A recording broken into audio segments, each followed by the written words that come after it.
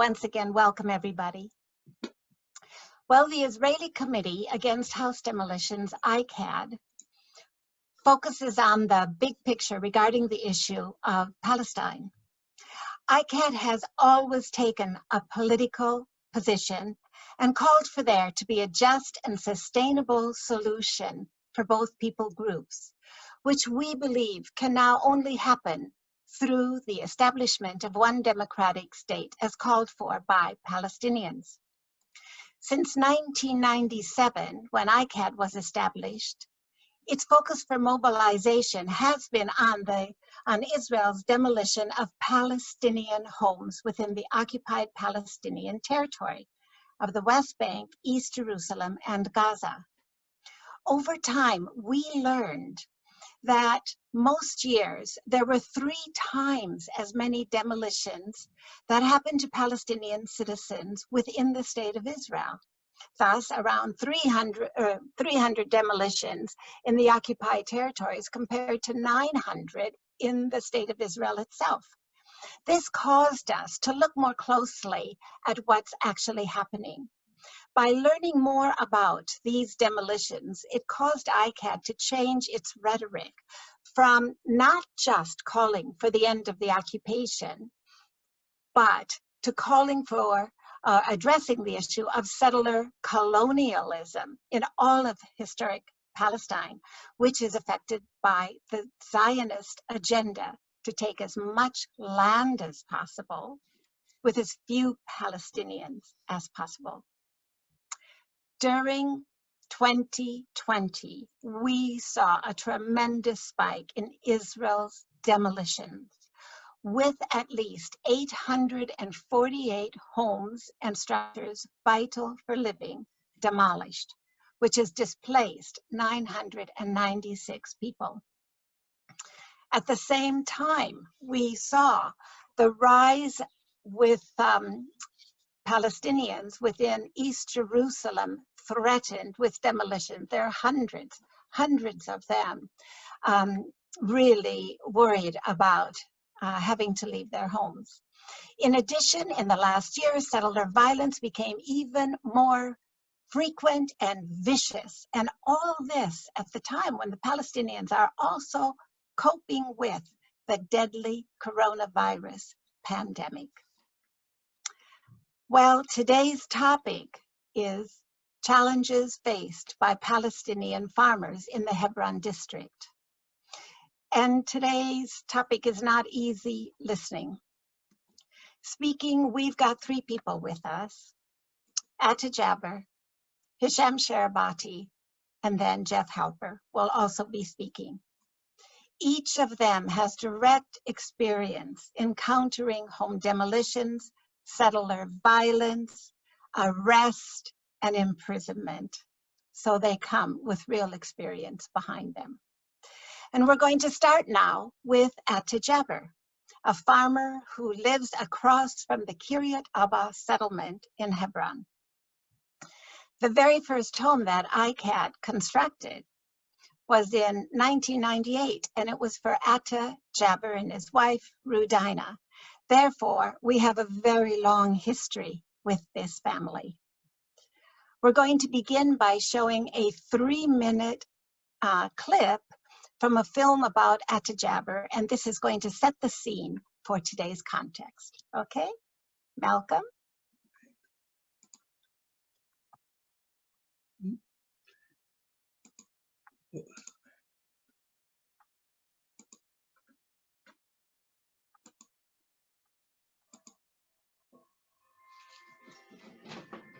This land, I don't have where to sit. When I born, until now, I continue the same love and the same caring about the land.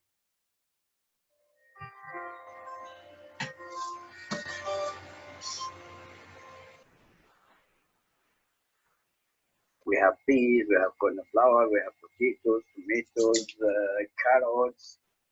We live here in this land about 800 years ago. This is our life, our land.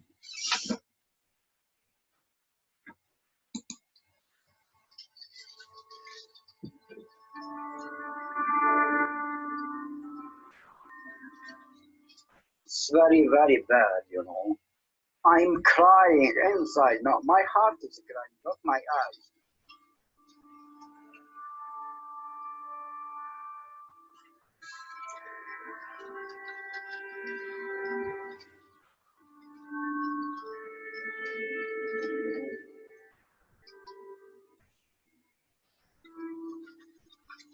They came and they just start pulling up the vegetables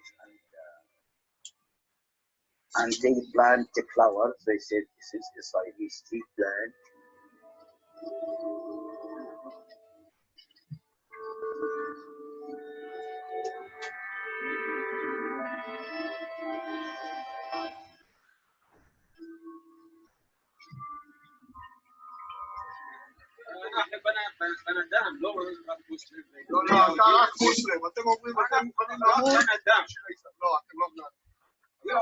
All the human beings, I know you're speaking English.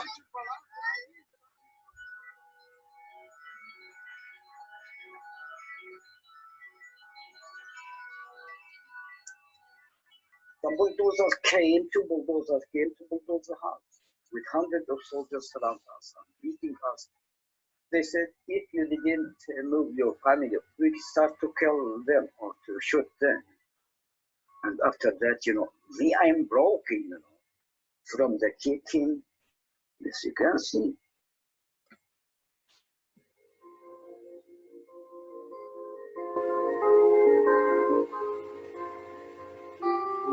You cannot imagine what my daughter did. We have fig tree and she went up to the fig tree and she put a rope and she said, I will hunt myself because I'm homeless. They damage our feeling, our hope, our dream.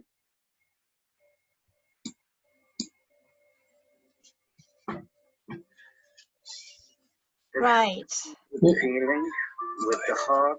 Okay, thank you, Malcolm. So that was a 3-minute film clip. Actually, it was a bit difficult to hear it, I found. You can find the full film on the ICAHD website, but I hope that it's given you an idea of where Atta lives and something of his story. Let's bring Atta in now. Atta Jaber, the farmer who lives across from the Kiryat Arba settlement in Hebron. Can we see you, Atta? I'm ready. Can you unmute? There you are. Yeah. Welcome, Atta. Welcome. Thank you, Linda. How are you today? Not yet good. Not very good. Yeah, No. we're still staring, you know. Yes, Atta, so tell the people, because not everybody has met you. Tell us about your children. How many children do you have?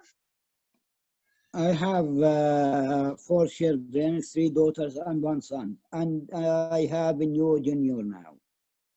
And a new, Atta Junior, yes. Now here we see your family.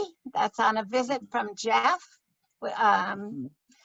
So your 3 daughters are there, and there's your son when he graduated. Engineer, cars engineer. A car engineer. That's excellent. Atta, how old were your children when you had the first demolition? Amuna was 2 years, 3 years. Dalia 2 years. Rajah 4 months. Yes. Yeah, it has been a, you know. Yes. And do you want to talk a little bit about what it was like with the authorities? Did you have much notice? What happened? You know, I rebuilt my first house 1993. The civil administration gave stop work and following me to demolish my home. 1996, they came and they arrested me for 10 days because I am working in Israeli state land or planting in Israeli state land. So 1997 also they came, they bulldozed the terracing, the farms around the house. and they let my two daughters and my kids in a bad situation. It was in a winter, so and my wife, she has asthma and cannot breathe. I took her to the hospital and she stayed 2 days in a bad condition or in emergency room. So we returned back. So the civil administration following us and they came, bulldoze everything. And March, they came in March also too. They said we wanted to bulldoze your home, take your stuff outside. We took all the stuff outside under the raining and bad condition. So they didn't came and they let us, all the furniture, all the food is damaged, and they let us until 7 o'clock. They didn't came with the bulldozer and they left. Anyway, August 18, 1998, you know, it is, I wanted to speak a little bit, you know, it's too much, bigger story, you know. 1998 or August 1998, the bulldozer arrived, maybe 150 soldiers came, policemen came also too, and they bulldozed the house after fighting from 9 o'clock until 3 o'clock. So the civil administration officer announced to shoot everybody. You know, the family was being maybe 50 or 60 person arrived to help or to protect the house, and the CBT and the friends came, you know, to help or to stop the bulldozer bulldozing the house. So 15 person went to the hospital from the beating and injured, you know, from the sticks beating them. So 15 person from the family, even my mom, they broken her arm, and my aunt broken her neck, you know, and a lot of people, 15. So in that moment, I scared they kill or they shoot one of my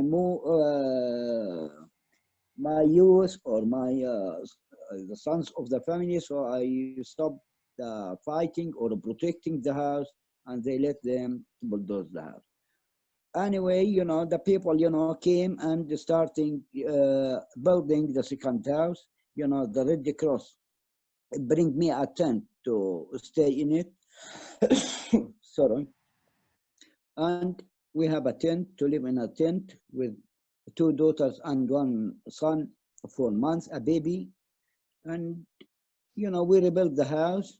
My friend from Bees now calling me to come to Israel, or they make invitation to with Yossi Sarid. We went there in the conference on the Bees movement, and Yossi Sarid talked to the Bibi Netanyahu personality to stay the house or letting the house without demolition.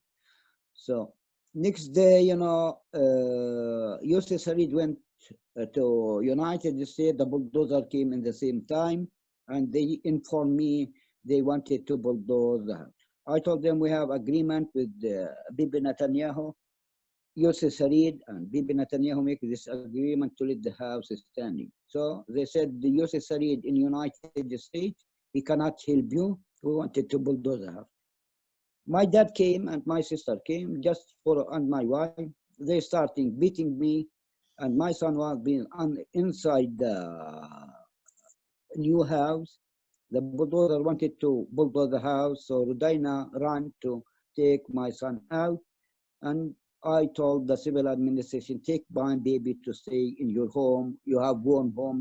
He will be safe. You know, it's not nice to him. So he started beating me, and he did the soldier beating me, and you know, and they carry me until the road down, dying or broken with a lot of things, the damage in my body, and they took me to the police station from maybe 10 o'clock until 3 o'clock, handcuffed, very closed. You know, I cannot breathe, I cannot, the blood pressure stopped.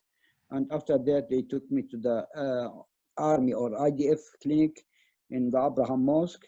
And the doctor told me, oh, you are smelling bad, go away, you are fine. And, you know, he write in his report, I am fine. Next, from 5 o'clock until 5 o'clock, they didn't release me. Even my lawyer have agreement to release me, but they refused because I have You know, the civil administration officer complained against me 5 times. I am a dangerous man. Anyway, they let me inside the prison.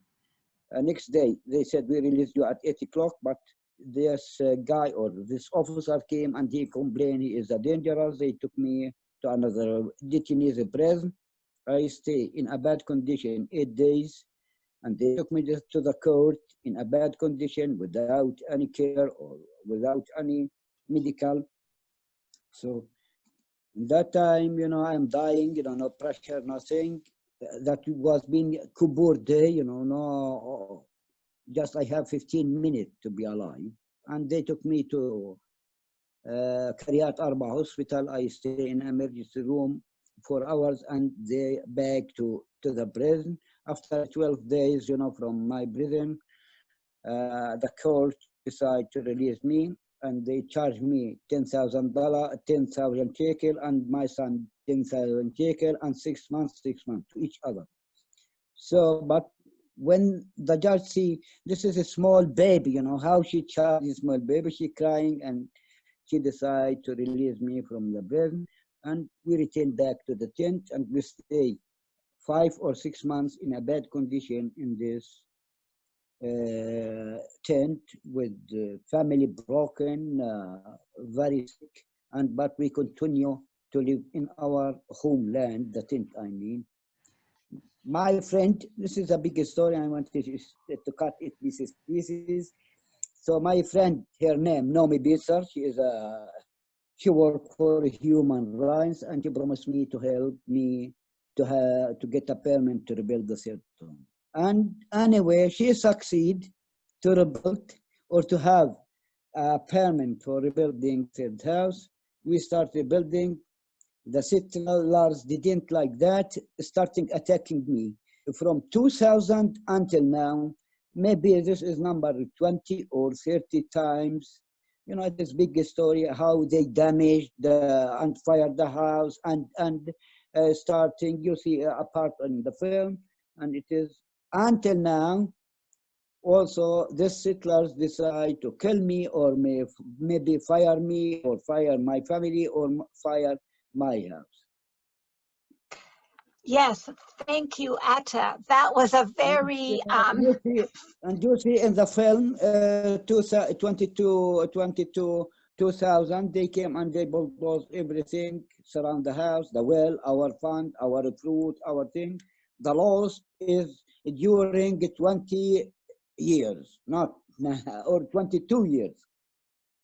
Yes, for 22 years, you have been targeted by Israeli authorities, by Israeli settlers. Also, when you were speaking, you also talked about the Israelis who've also stood with you as well, Israeli lawyers. You mentioned Peace Now. Also, ICAHD's been very involved with you as well. The Christian peacemaker teams, ecumenical accompaniment program people have been to visit you, many others. Yeah, you're family. All of you is my family. Yes. Atta, let's just bring up a few photos from the recent events. We've got... Linda, by the way, I wanted to attention also, they are starting 2 weeks rebuilding maybe 8 or 10 floors near in the above of my father's house. You know, they confiscate about 50 dunams of land, you know.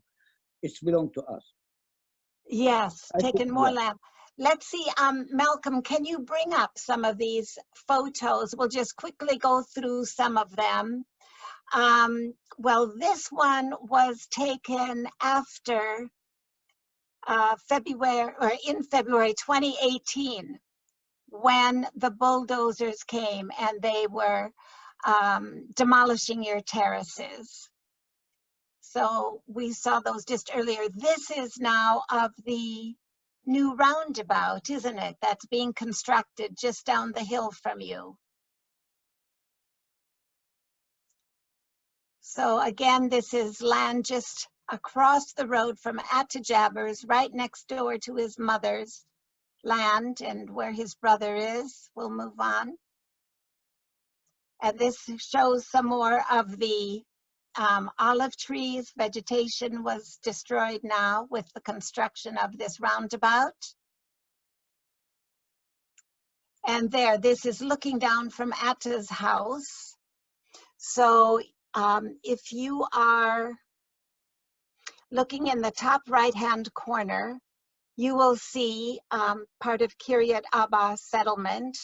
That's one of the neighborhoods there. And then also at the top of the picture, you can see the home where his mother and his brothers are living. And down from it, you'll see Highway 60.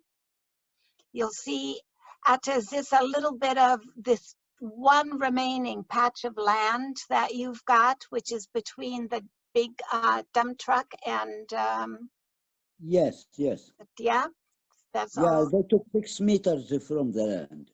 Yeah. No.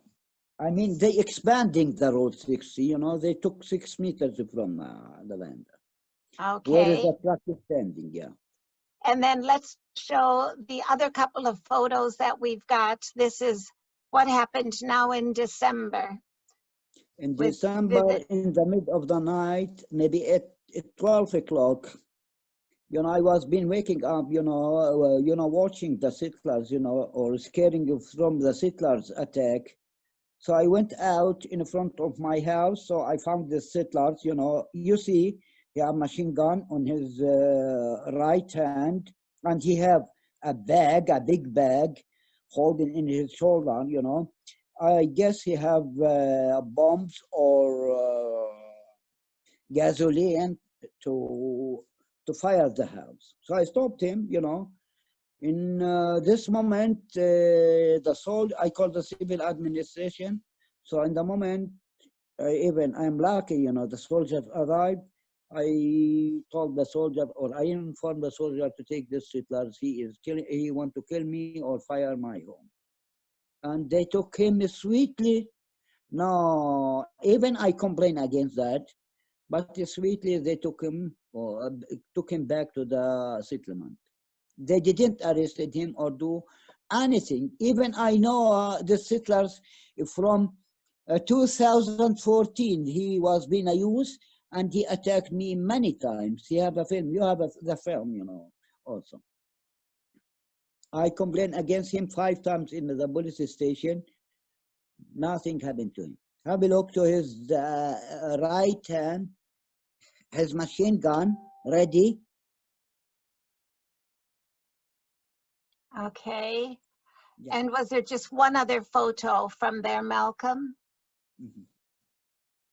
From that evening? That's all. Those are just the 2. All right. Yeah. Okay. Okay. Well, we're going to hear from Atta again a little bit later. He'll be part of the Q&A section. Atta has given testimony in Geneva at the UN Human Rights Council. Atta's story is on record, and yet, you know, all these threats keep coming to him. He isn't safe yet. That's why it's really important we continue to tell Atta's story and keep his name before parliamentarians. We're now going to bring in Hisham Sharabati, who lives in Hebron. Hisham is a Palestinian human rights defender. He's co-founder and coordinator of the Hebron Defense Committee, which is a nonviolent resistant group that works against colonial presence and the occupation in the city of Hebron. The committee opposes all forms of racism and colonialism in Palestine. Hisham trained in journalism at university. He's worked locally and internationally in the media. Currently, he is also a field worker for Al-Haq, which is a Palestinian human rights organization. So Hisham, can you please explain a little more broadly the situation for Palestinian farmers in the Hebron district? Thank you. Hisham, welcome. Thanks, Welcome Linda. to Hebron. Thanks to all the people attending this webinar who are interested in learning more about the situation in Hebron. Actually, when we talk about farming and agriculture, we talk mainly about land. And it's well known that the dispute or the conflict in Palestine is mainly about the land. Now, for the Zionist movement, Palestine was the land without people that was given for, of course, it's a claim for the people without a land. You know, based on the Balfour Declaration and other colonial conspiracies against the indigenous people of Palestine. Now, Hebron actually is a large area. It's located in the south of the West Bank. Actually, I'm going to go through some pictures and a presentation, and then maybe we'll have some other, you know, we'll have Q and A after. But let me go into this. Can everyone see it? No. Okay.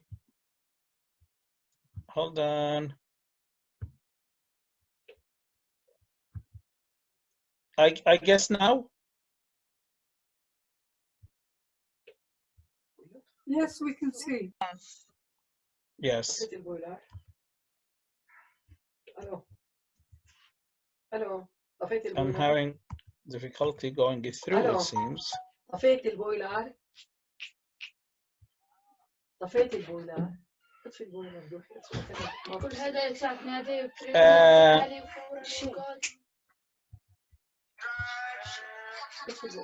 بحب بنصح من هلا ركب السيارة ما حدش يحط نقطة.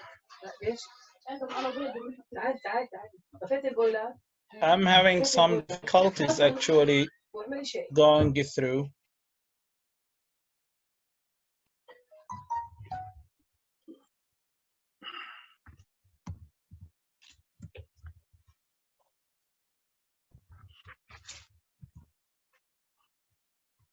Hello.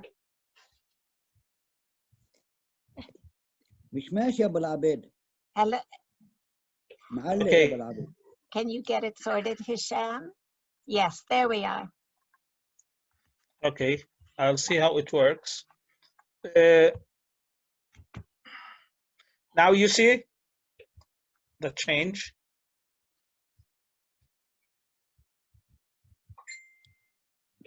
إذا على الباور بوينت له هون في فيو يعمل فيو.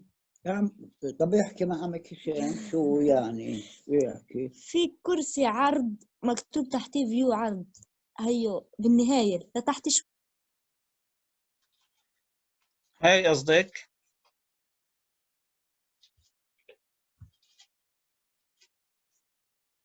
هذا.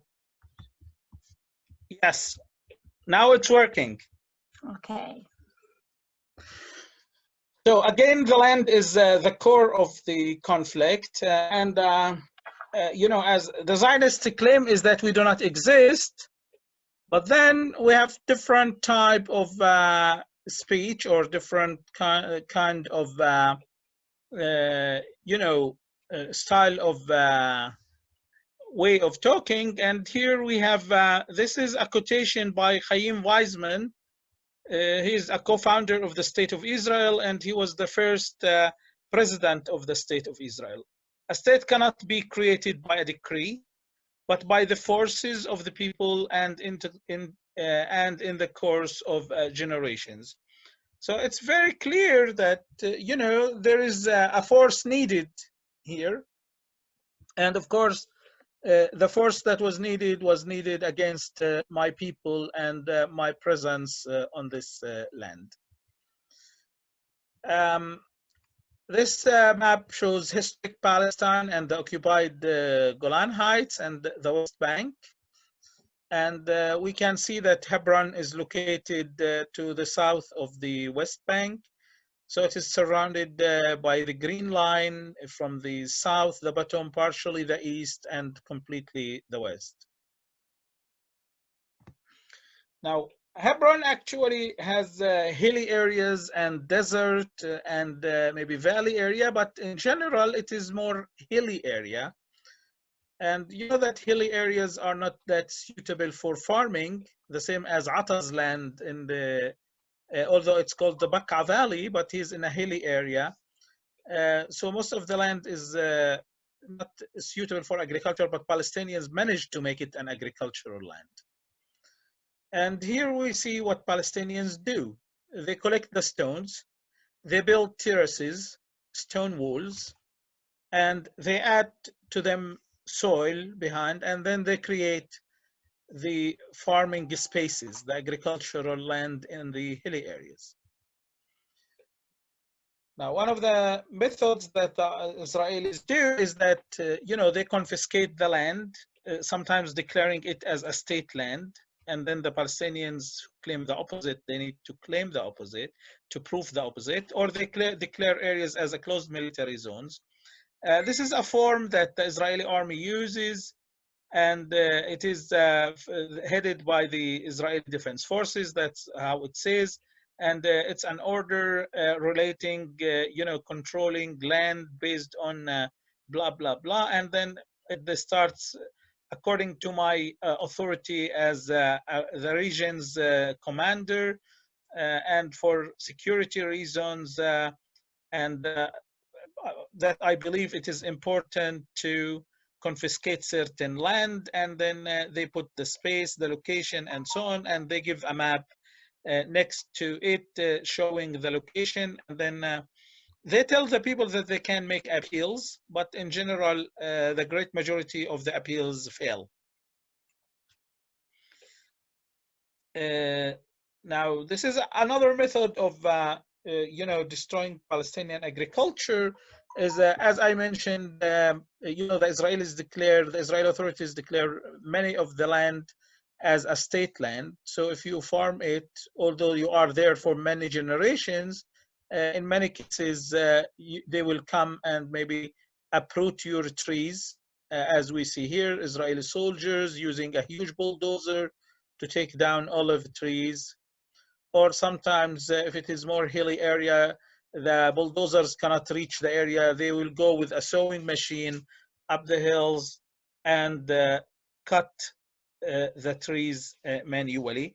Here I am talking about the military itself, the Israeli forces, but not the settlers. Now, in many of the agricultural land is declared as a fire zone, especially in the South Hebron Hills. And you see here, these are concrete blocks that are placed in the South Hebron Hills area. While you see that the land behind, the soil is red, you know that this is plowed land in which the Palestinian farmers, they mainly plant wheat in it during the winter time because of lack of water. They can't plant in the summer. And so this fact, as I said, the army declared it as a closed military zone. And sometimes even closed military zones include, of course, many residential areas where Palestinians live in tents, caves, barracks, and so on. Very poor situation, very modest, you know, accommodations. And when they add a new tent or a new tin house, it will face demolition. This photo actually is not from Hebron. It is from the Gaza Strip, but you know, we have the same or similar things happens around in Hebron. Lately, the Israeli army came into this farmland in Gaza, and they left this note. It says, the farmer, your products are violating the area that is allowed for farming. If you are not going to remove to relocate, actually it says, if you are not going to relocate your products in a short period, we will work on that. And of course, you know, we know how the Israeli army will work on that. Either they come and bulldoze it, or sometimes they spray it with chemicals, and that will kill all the trees. You know, for agriculture, you need water. People try to build cisterns in many cases to harvest the rainwater. And in this case, we have an Israeli bulldozer destroying a water cistern at the eastern hills of Hebron. Actually, this is in the town of Al-Hul, just north of Hebron, and it happened last month. You know, people sometimes buy water with mobile water tanks, and they save them in water tanks in their fields. And you see this, these are also destroyed by the Israeli troops. This happened 2 months ago in the village called Geneva in the South Hebron Hills. Now, in the South Hebron Hills, the farmers have cooperated, and they managed to, or they built a water network connecting the different villages with water through plastic pipes.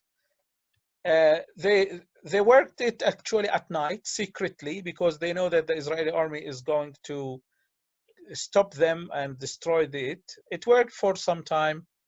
And then last month they came and they were digging some places and finding the pipes, bulldozing them. In this picture, you see the bulldozer, and then cutting the pipes, the plastic pipes, and pulling them out of the ground, you know, to uproot them and to dismantle the whole water network.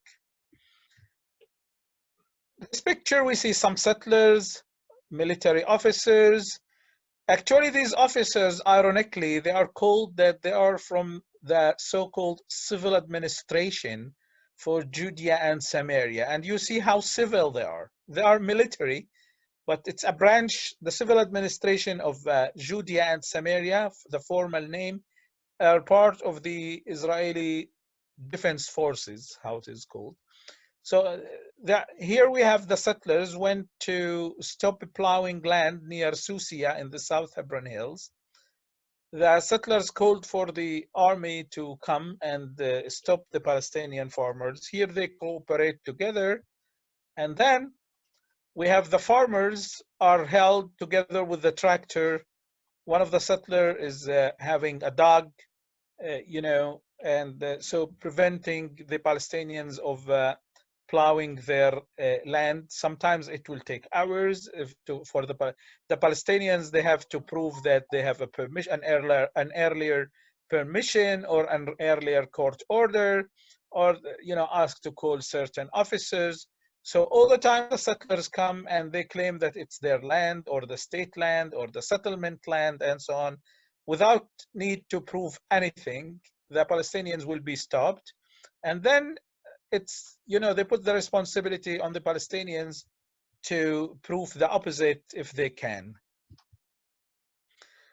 This is, you know, some of the settlements, you know, actually most of the settlements are in hilly areas. Palestinians are in lower places. And from time to time, the settlers will open their sewage water into the Palestinian farmed land. Now, this happened 2 days ago. This one actually also not in Hebron, it is in Hushan in the west of Bethlehem, but we have some similar cases that goes all the time in the land of Beit Ummar and also in the land of Mnazel in the South Hebron Hills. There we have sewage running all the year.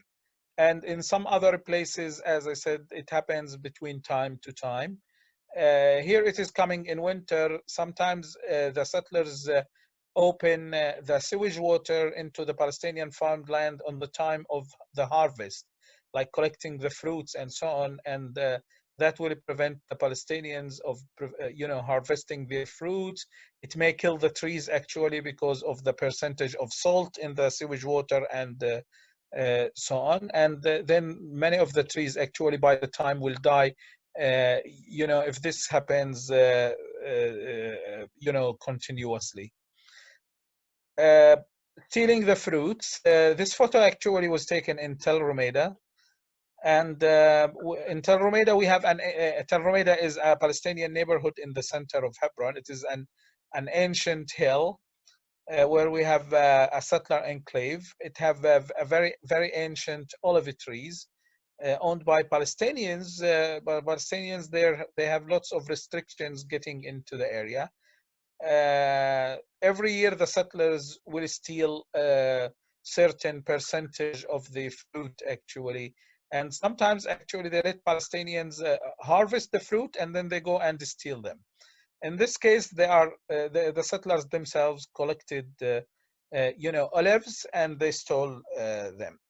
And the area is full of security cameras, CC cameras run by the Israeli army and the Israeli police. You know, sometimes, like if you have a farmland that is far away in the hills or something, you try to have a small accommodation. If you don't live there, you try to have a small accommodation where you want to keep your agricultural instruments, where you keep some of the seeds, the hand material, the hand instruments that you use for farming, and so on. And these, although they are very modest and very small, they are destroyed also by the Israeli troops. Here, this happened also like 2 months ago in the South Hebron Hills. To this side, we see an Israeli soldier, monitoring the process of destroying the small structure. Some of the people use facilities as this is a mobile toilet actually that is used by also the Palestinian farmers, and it is also destroyed, although the size of it is very small, like it's like 1 square meter, or little more. People are forced to live, as I said, in very modest accommodations, very ancient and indigenous, like primitive way. Like here we have people living in a very ancient cave, and they even have created spaces for some farming in the top of the cave. The very old terraces is also part of the style of living in the hilly areas and in the agriculture. Sorry. And in the agricultural areas in Palestine. So this is just small examples of what is going on actually in the area here. And of course, these are just examples, as I said. In the daily life, we have people who live in on kind of confrontation on like all the time. Sometimes if the Israelis, they don't want to destroy the whole house, as I said, they try to destroy your facilities, like smaller things, like as I said, the water supplies, your toilet, or like your electric generator, or disconnect you from electricity. Most of people in the area C, which is the agricultural land, that includes the agricultural land, they have solar panels. Solar panels are not very efficient at the winter time. So sometimes they use the help of electric generators. And I wonder if you heard about the Palestinian guy that was shot on the neck last Friday, the New Year, the first day of the year. He is from the Palestinian community of Arrakis. He was working in the morning for renovating or developing actually a new barracks, to keep sheep. The guy had his house destroyed at the 25th of November when settlers came in the morning from the settler group called Regavim. They monitored the Palestinian building in Area C. They called Israeli officers. The officers came in the afternoon, like 1:30. They raided a cave of a neighbor of the person that was wounded, and they started collecting all kinds of instruments that they have, like screwdrivers or whatever, even an electric cable that they wanted to confiscate, but they ended up trying to take the electric generator. And when the Palestinians resisted by only trying to keep the generator, not more than that. The guy was shot in his neck. He is actually in Al Ahli hospital now in Hebron in a critical situation, and he is expected to have a permanent disability. He's going to be paralyzed. So this is just a small example even of resisting for something basic for your life, and then you risk your life actually. Although like you resist peacefully, sometimes you can face imprisonment, as Atta mentioned. You can face being shot, seriously wounded, lightly wounded, or if you could be even killed just for defending your right of living. And I'm not talking about very rich life or very comfortable life and so on, but very modest life. Thank you very much, and we continue with this presentation webinar. So thank you, Hisham, for sharing that information, telling about the very, very hard life that the Palestinian farmers are now having in the Hebron district. Again, it is the case of Israeli authorities working to make life so difficult for Palestinians that they leave. And Atta's story is just that as well. For over 20 years, the Israeli authorities have tried to make life so difficult for Atta and his family that they leave. They've demolished his house twice.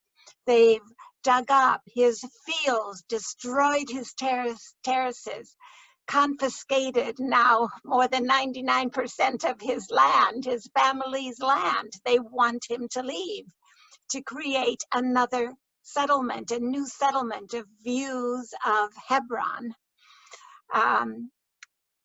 just where Atta lives. One of the questions that came in is Atta's story included in the file that has been submitted to the International Court of Justice by Palestinians? Do we know if there were specific stories, examples included? I don't know. I haven't heard. I don't know if Jeff knows the answer to that, or Atta knows.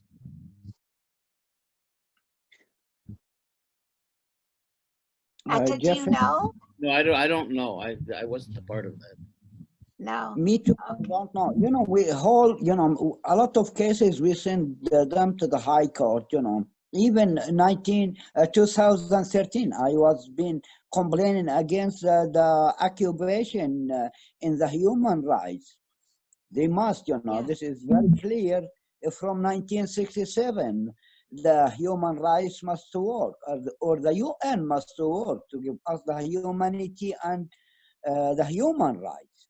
I don't know why human rights or the UN didn't now during 52 or 53 years, they didn't work in these cases. It is very clear. Mm-hmm. Yeah. Yes. But, sorry, Atta?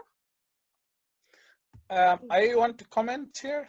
Yes, Hisham. Atta actually talked about the Israeli legal system. Yeah. And we Palestinians, we try to use the Israeli legal system, although it is total unjust system. And usually, actually, it's a matter of time that we lose the cases, actually. But even like the Israeli occupation are becoming fast and fast.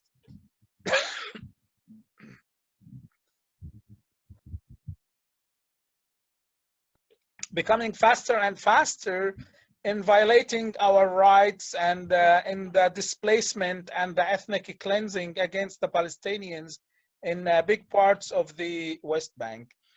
For example, when we talk about home demolition, the old procedures was that the Israeli authorities should give a stop work order, and that stop work order, the Palestinians can appeal after it for a certain committee. It's called the construction and zoning department. I call it the destruction department, you know. But they will give people a chance for an appeal, submit documents, try to have to start a process of licensing and so on. Usually the people will lose, but it will take time, you know. And some Palestinians manage to keep their homes for several years, actually, through this process. Now, in 2018, they issued a new military order, and the military orders have the same power as a law in the West Bank, issued by the chief commander of the area. And based on that, they can destroy what they call Palestinian new structures and homes that are inhabited for less than 1 month in 96 hours. And Palestinians can only appeal if they have a license, you know, if they have a building permit. And it's, you know, it's kind of impossible to obtain a building permit in Area C. You know, the percentage of denial for building permits in Area C is nearly 98% are denial. So now, as I said, using this military law is going into, as I said, 96 hours. What can you do in 96 hours, even if you want to make an appeal? And the other thing, even this is, as I said, relating new structures, relating older structures, they still go through the older process, like a stop work order and so on, but they put in new conditions. Like in the past, as I said, you can submit an application and ask to postpone. And you say that, okay, there are many documents needed, but you can say that I need this time to prepare the documents. You know, now they say that if you want to ask for postponing, you need to have these documents before. Now, some of the documents are land ownership documents that should be issued from the Israeli authorities, because they still have the record of the ownership of land that they inherited from the Jordanians, who inherited it from the British, who inherited it from the Turkish. So they don't recognize if we get the same document from the Palestinian Authority, for example. Now, I know that people call the Israeli so-called civil administration to obtain the documents relating the land, and they tell them because of coronavirus, you cannot, because of COVID, you cannot attend our office. You need to have an appointment. And then having an appointment is a process itself. In many cases, you know, Palestinians are told the officer is in a vacation, the officer is in a meeting, he's going to come next week, and then you lose the time of the appeal period, while you are not having the documents. So it's playing all kinds of games to make Palestinians lose and to expropriate Palestinian land. Yes. Now, Thank you. that's the Israeli legal system. The International Criminal Court, Yeah. you know, we have many files that have been submitted to the ICC. Now, you know that the ICC process is pending now because the public prosecutor of the ICC asked the General Assembly of the court to determine the borders of the state of Palestine and whether Palestine is a state or not, and the geographic authority of the court on Palestine. This question, unfortunately, is still pending there. It has not been answered. We hope that we will have future, that we will go ahead and forward, trying to put some Israeli war criminals in, on penalty and, on a trial. Accountability. Excellent. Thank you for that information, Hisham. We're going to move to another topic right now that's come up in the discussion in the chat line, and it's about resistance, nonviolent resistance. The point is, in light of the continuing adversaries encountered by Palestinians at the hands of Israeli settlers and the IDF, what opportunities are there for active resistance and not just existence? Now, when you answer this, I think Hisham will, start with you because of being part of the Hebron defense team in Hebron. Would you mention what happened with Issa Amro? Because that's been in the chat line as well, the fact that he was in court today because of what he says, nonviolent resistance to the occupation. So a couple of comments on that, and then the wider issue on resistance. Thank you. Now, actually, we live under military regime and military law system. And with this military law system, the Israeli military authorities that controls the West Bank, they have very much power in which they can deprive Palestinians from basic human rights. And that includes the right for peaceful assembly, the right to protest, the right to political activity, right of organizing, and so on. Now, for example, we can see that any gathering, can be considered as an illegal meeting. Even a wedding can be. Of course, the Israelis, I'm not saying that the Israelis will take people to trial for a wedding, but they use these laws selectively when they want that. And of course, these laws are mainly targeting Palestinians. In our resistance, as I mentioned, we have active nonviolence resistance. And although, existence is not the only form of resistance, but plowing land is a form of resistance. Building a new tent is a form of resistance. Cutting a new road, starting a new road or paving the road is a form of resistance. In addition, of course, to dismantling a roadblock that is imposed by the occupation, and so on. Now, on our work, we face force on the ground by the Israeli troops, and in many cases, they try, if they are so much our activity becomes unbearable, they can take us to jail. But it seems at the 21st century, it's not suitable for the only democracy in the Middle East to charge a Palestinian. Of course, it's between quotation marks. It's not suitable to charge a Palestinian of demonstrating illegally. So the charge will be like causing riots, for example, bothering an officer in duty from the Israeli army or from the Israeli police, engaging in public disorder, annoying public, and so on. So this can happen anytime, actually. And then Palestinians are taken into custody, and maybe they will get released in 2-3 days, sometimes less or more. Of course, if there is no more serious charges, because sometimes the officers will lie more, or a settler will come and declare that you did something against him or her. The activists will be released on bail, and then go to trial from time to time. We talk about an Israeli military court system. The percentage of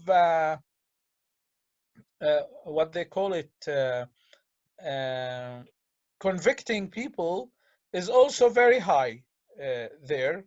And the Israeli military legal system actually lacks of conditions of fair trial by the international law or by different human rights organizations. So you will end up paying a price. Sometimes you are released on bail, at least the bill or part of it will turn into a fine. If you don't return back to prison to serve, imprisonment because a military judge has sentenced you for that. Now, imprisonment and fine, as I mentioned earlier in my presentation, is not the worst, because sometimes people are wounded or people are shot dead actually that while they are engaged in resisting for basic human rights.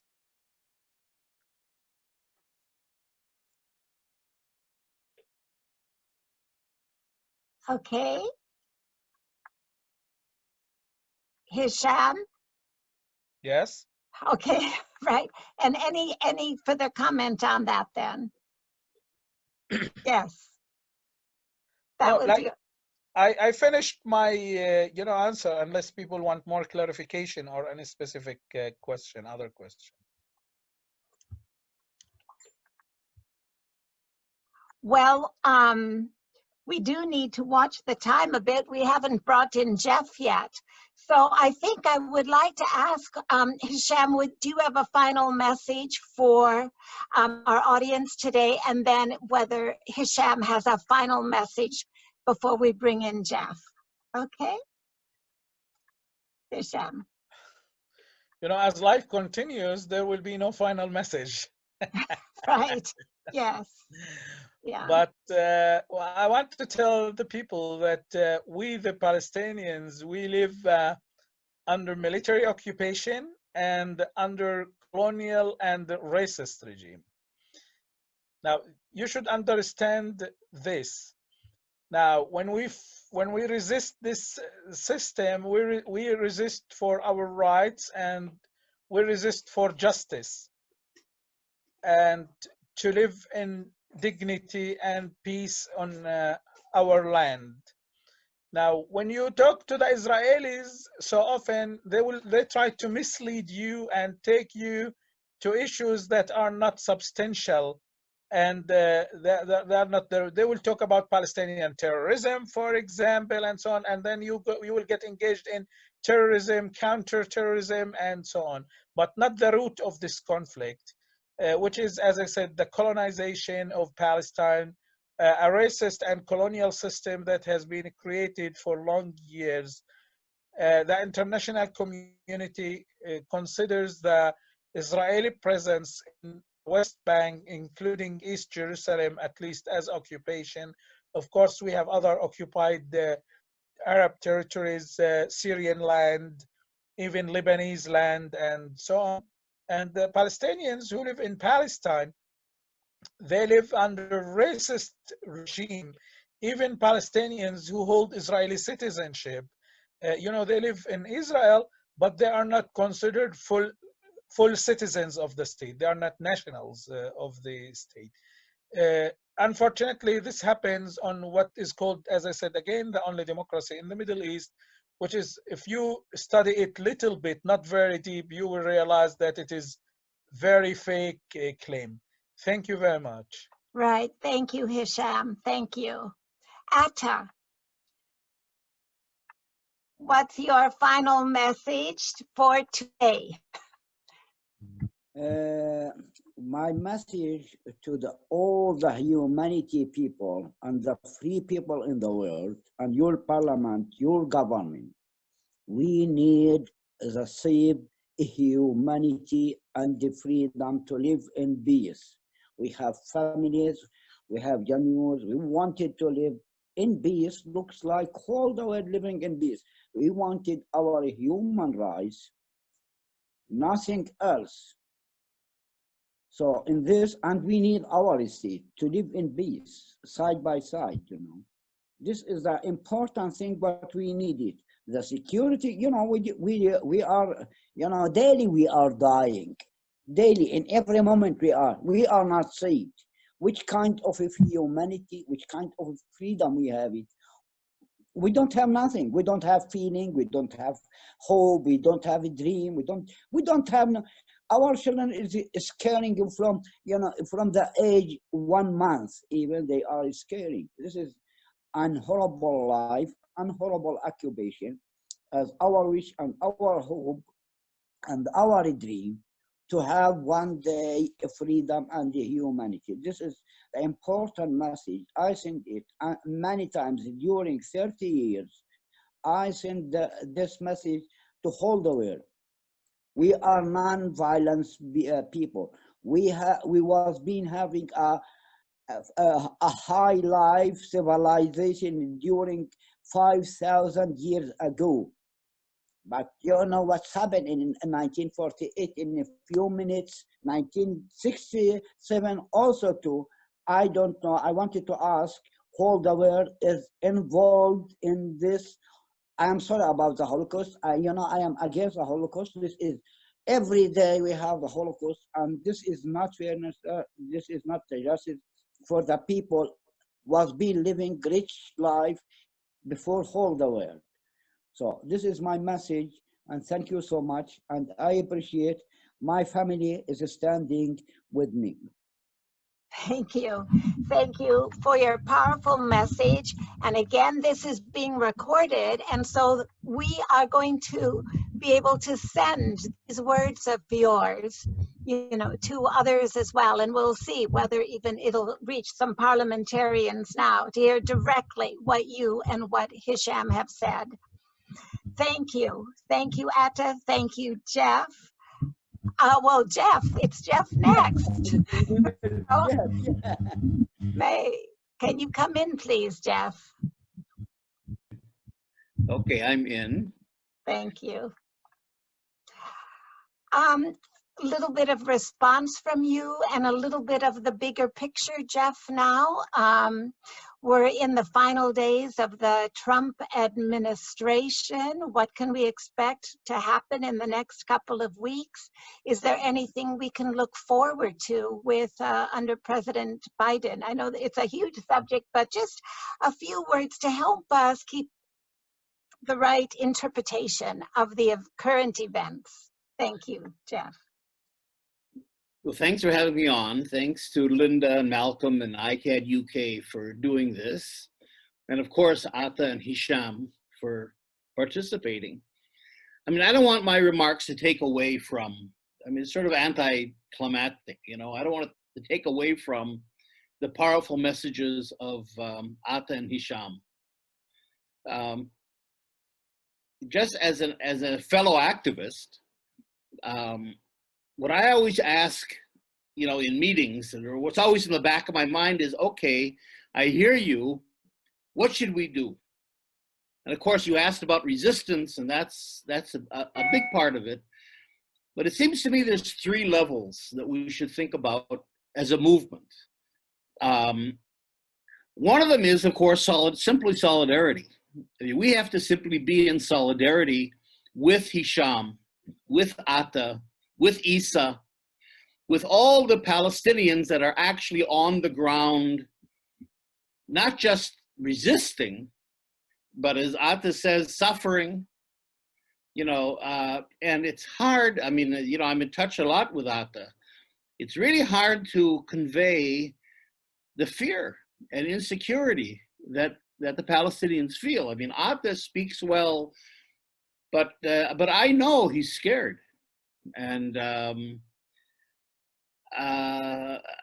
it's hard for us who live, including me as an Israeli, of course, who live in a kind of a normal world where the police are on your side and you never encounter an army, of course, to appreciate what life means to people who not only are living under occupation, under colonization, under conquest, but are completely vulnerable.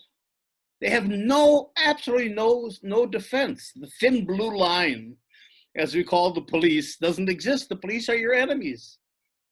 The police are the agents of the same state that's trying to take away your land. They're the agents of your neighbors, the settlers, who are trying to take your land and destroy your life. Certainly the army. What does an army mean? And why don't we encounter armies? Because armies fight abroad. They fight military enemies abroad. Well, here we have a population that's captured.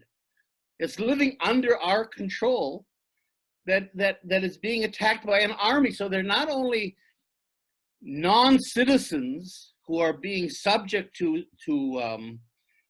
oppression by the police, but they're also people who are living among us who are defined as military enemies. So the degree of violence, you know, if you're a criminal in the UK, or even a dissident in the UK, I mean, the police can go after you, the courts can go after you, but there are certain limitations. And they're not going. The police isn't going to bring a tank and smash your house or demolish you. I mean, there's certain even legal constraints that even the worst criminals enjoy in a country like the UK.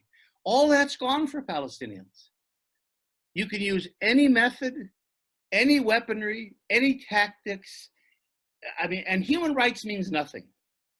That's one reason why I become more and more, actually we use the word human rights, and human rights are important as a concept, but politically I think they're really meaningless. And not only meaningless, but in some ways they're dangerous, I would even say, because human rights gives you the illusion that somehow there's a protection.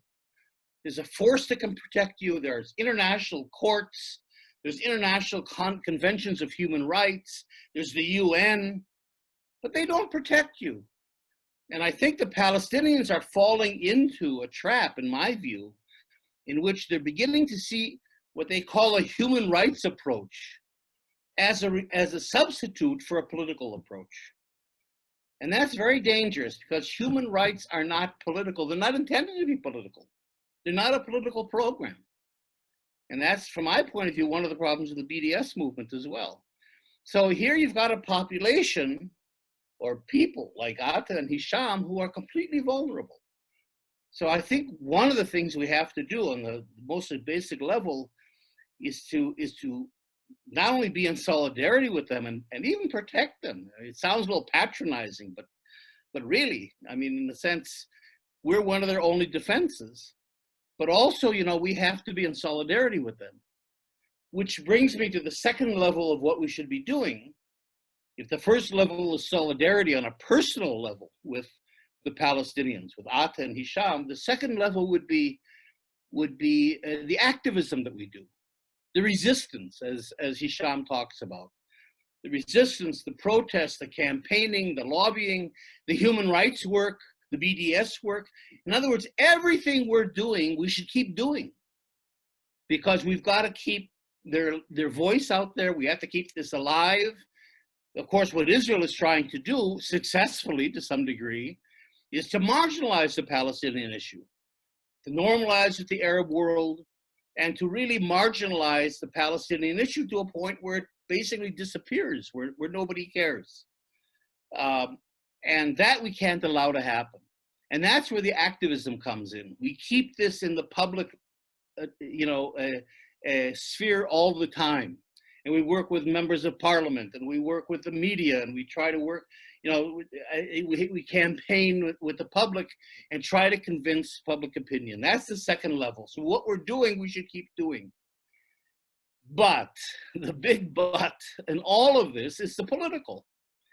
In the end, the point is, how do we end this? In the end, the fundamental source of security and freedom and liberation for Atta and Hisham is political. It's not human rights. It's not, us running and being with Atta who is being attacked with settlers or rebuilding homes. All those are parts of it.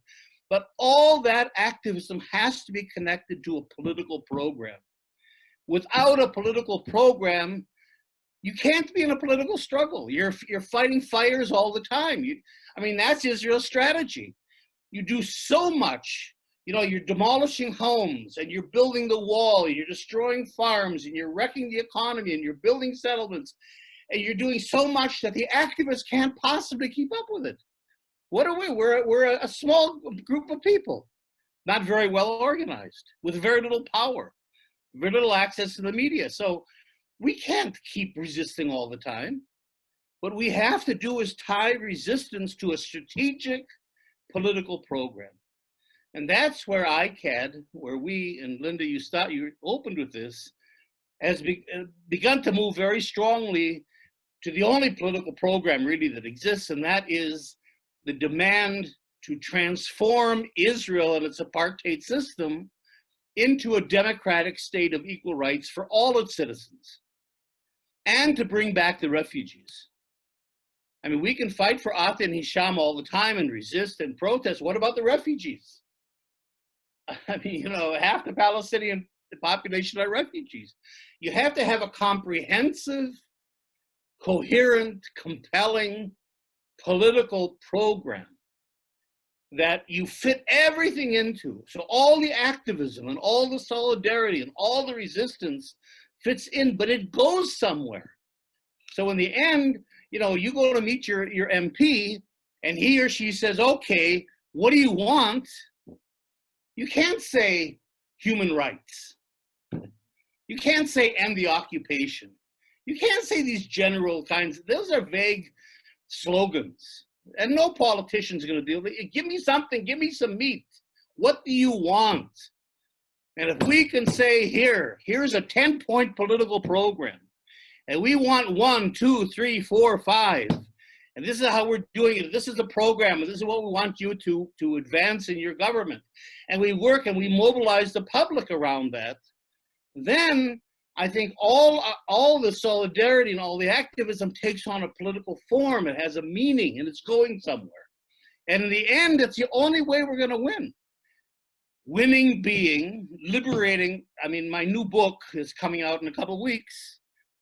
It kind of says it in the title. It's exactly what we're decolonizing Israel, the settler colonial project that's Zionism in Israel, and liberating the Palestinians and the Israelis, in a sense, by doing that. But it's political. So what I would say at the end of this, just to sort of, I guess, you know, look at it from the way ICAHD would approach what Atta and Hisham are talking about, and to respect what they're talking about, is to say we have to deal on all those 3 levels. And then, you know, and they all work together, but none of them can work separately. You've got to have all 3 in order to be effective politically. And so that's really, I think, the message that we have, and we're trying to get in contact with other, I mean, there's hundreds of Palestine support groups all over the world. Not only ICAHD, but of course the PSC in the UK, and there's a lot of groups, church groups and political groups. None of them have a political program. There is the only political program that's beginning to come into existence is the One Democratic State Campaigns program. And so we're trying to build on that. And that, I think, is in the end the only way that we're going to effectively resist and liberate and really give the support to Atta and Hisham that they need. So that would be my message. Excellent. Thank you, Jeff. I know we could continue this discussion. I know there's been a few more points in the chat line as well, but they are mainly on this issue of human rights, the political program, going ahead on one state. What I will suggest is that people join the book launch concerning Jeff's new book, and then we can have that deeper discussion there. But just before I give you information about that, I'd like to be drawing this webinar to a close now by bringing up a few other slides. If we start with the first one, yes, on ICAHD and our campaigns. Jeff mentioned activism, solidarity, our resistance here. We've got the overarching campaign, Ending Demolitions. If you go to our website, you'll see much more information on them, on Atta's story is there, the film is there, points for writing to your MP about Atta Jaber. Keep his name before parliamentarians. Ask that your MP goes to the Foreign Office with Atta's name as we try to protect his home, as we try to prevent the settlement being constructed around his home.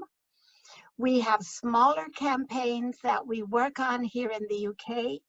One is to stop the use of JCB equipment being used in demolitions, JCB being a British company, also which is under investigation by a British governmental organization because of its use in the occupied territories, in settlements, and so forth. We have information on that.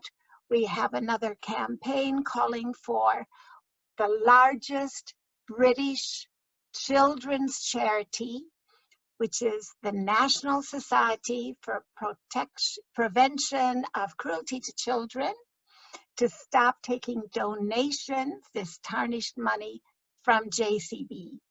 These campaigns, especially JCB and NSPCC campaigns, deal with British companies. It's a way to help educate the British public about what is happening in Palestine.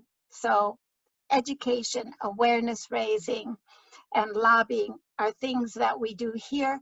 Please check the ICAHD website, go into the campaign section, the End Home Demolition section. Then if you are not a member of ICAHD UK, do join us, follow us, attend our events, our webinars, donate to our work, the actions. There's a slide there. All of that information is found on the ICAHD website. And the last slide to show you today is about our next event that we're actually doing along with Pluto Press. It is the book launch for Jeff's new book, Decolonizing Israel, Liberating Palestine, Zionism, Settler Colonialism, and the Case for One Democratic State. Now, this is an event which you will have to register for in advance, and we'll be circulating that information as well, so you can participate. Here, Jeff will be interviewed, and we very much look forward to that. Following that event at the end of January, ICAHD UK plans to, again, provide other webinars roughly on a 3-week basis. So thank you again for joining us today, for starting your new year with us. We hope that you all remain safe and well, and that your commitment to the struggle for justice for Palestinians will be as strong as ever. Thank you so much. I say goodbye. Sorry it's so short, but we really appreciate all of you being with us. And thanks again to Atta, Hisham, and Jeff for your contributions. Thank you. Thank you, William.